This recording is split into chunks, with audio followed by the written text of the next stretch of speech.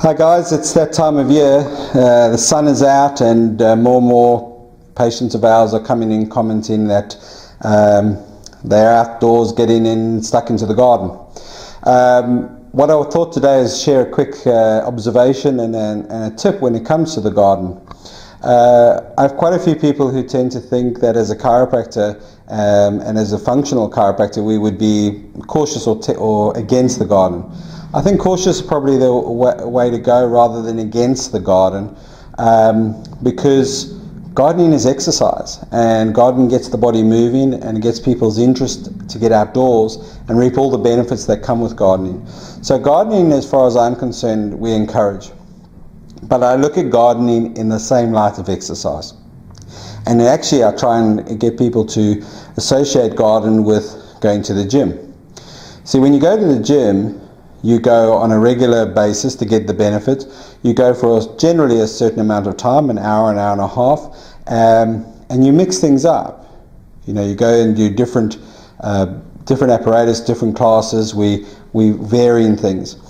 The challenge with the garden, and also the challenge with how people approach the garden, is a bit like it's a task. It's a bit like saying, I've got a task, I want to complete a task, and I'll do whatever until I finish that. You know, I've got to clear this flower bed, I'm going to dig this hole, I've got to trim back the hedge. The challenge with that is that we lose track of what we're doing and how the signal that the body's giving us when it comes to frequency and duration and intensity of that exercise. When I emphasize exercise, because I see the garden or gardening as exercise. You know, you push, pull, you turn, twist, you do very similar activities than going to the gym. It's just in a different framework. The trouble is, if you overload yourself or you do something repeated too long or you go too intensely, you greatly run the risk of injury. So most of the things that we see in our office from gardening are due to overload and fatigue. You still get the one-off injury, but most of it is doing it too much, too long, or going in too intensely. So top tip this summer with going to the garden is go out and look at it from an exercise perspective.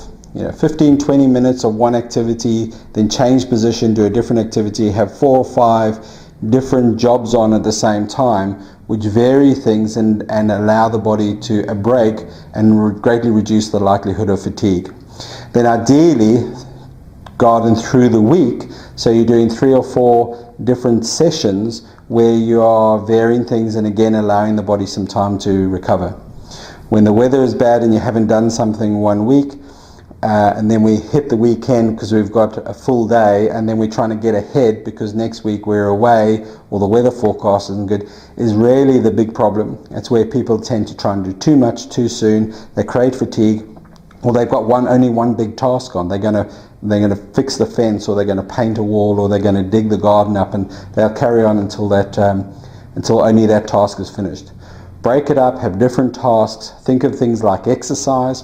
Greatly reduce and vary things will greatly reduce your likelihood of an overload, and then when we check you, we can adjust you, we can keep you well and keep you functioning at your best, so that you can not only complete those tasks pain-free and greatly reduce the injury, but at some stage you can even sit back and reap the rewards of all your labor and sit back and enjoy your garden.